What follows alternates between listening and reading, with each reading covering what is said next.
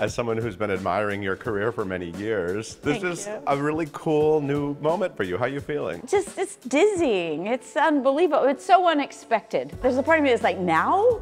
You know, as you're climbing up the ambition ladder, you think, you know, you're impatient and you want it to come for you sooner. And then it just doesn't, so you give up thinking that it's supposed to, and you just go from one job to the next, and there's a good script, and there's a good thing, and then suddenly they're putting you forward. They're putting clothes on you and jewelry, and you feel like a queen, and you have no country. You know, like it's sort of like a wedding.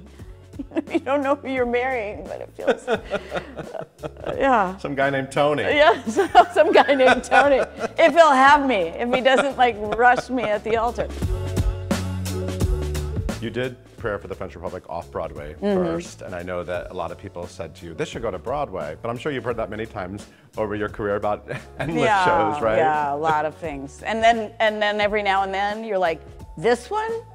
They're making a fuss out of this one? And it was the one that you just like loved, that you thought was like, you know, you did it in a closet for 5 people, was the one that you were really invested in. But I loved the response right in the midst of the pandemic that the audiences had to the play, and it made me feel people waited for us afterwards, and they were emotional, and they were like, we need to tell this story. And it was a great matriarch role, very meaty part. Do you, when you see certain roles, do you still get that fire, like, I really want to do that? Like, oh yeah. Was this one of those roles for you? Oh yeah, absolutely. I felt like the second I read it, I was on my way to Fort Leavenworth, Kansas to do a direct Actors in Arts in the Armed Forces, and I got the script like the night before I was supposed to leave, and I read through it in one sitting, which doesn't always happen. And I called them and I said, you got to get me on an earlier flight because I have to be back on Monday to do this workshop, and I flew back. Sometimes the role meets you at the moment in your life that you're ready to, and it asks everything that you have in your paint box, in your toolbox, and more. And it was one of those. Broadway sort of came later in your career, right? The last decade you've been doing some shows on Broadway. Was it always the dream? Like this whole... I had no dream, except to work, and I had no plan. Yeah. So stupid of me. I just didn't think it through, like, you should aim for that. I thought off-Broadway was like where I belonged, and then I got to go to regional theaters where you could, you know, get to know the towns. My plan was to just see the work that excited me and find a way to put myself in the path of the people who made it. And I think I did that repeatedly. I used to crash auditions when I was young. Before the concept of stalkers, I was just like, I need to work with you. You know, I would be very insistent about that because I had nothing to lose. Nobody knew who I am.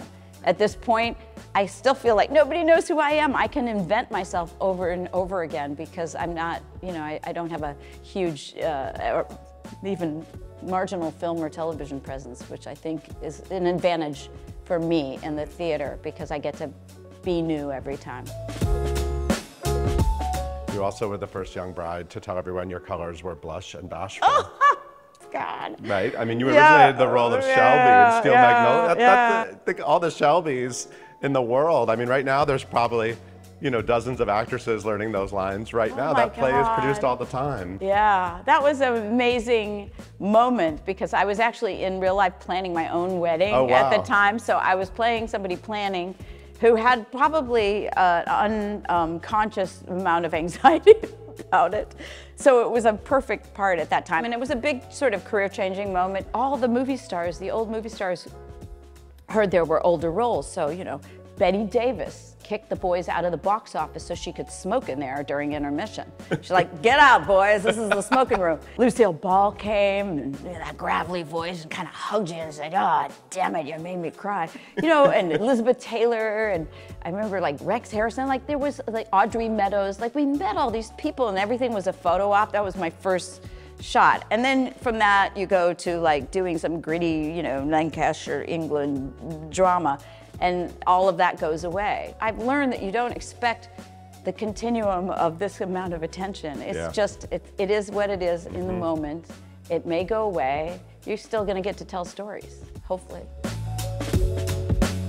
It seems to me you've obviously achieved great work-life balance, as everyone says. I mean, you've had a very rich life on the stage and beyond the stage. Yeah. So What's it like to actually do this and do the red carpet and do the telecast and have a moment like this? It's like I'm on another planet, you know, like I'm in some alternate universe. Like I'm telling some of my own stories, but I feel like it's another character sometimes. And you know, you want to keep it as real as possible, but it's sort of like a foreign experience. But it's fun because you just get to see people. And also, the day that they announced the Tonys, I mean, my phone I put it on vibrate because I couldn't deal with the ringing. And it just buzzed all day long. And people came out of the woodwork, and people that I worked with like 40 years ago, you know, and you realize, that was actually sort of made me realize, oh, you've been doing this a long time. Oh, look at all the different people from different corners of your life that like know, and you know, different aspects of the business, different aspects of your high school, this, that, and the other things. And I was at my son's house in Los Angeles when it started buzzing, and he's been around for the whole thing, so he's going to be my Tony date. He's very excited.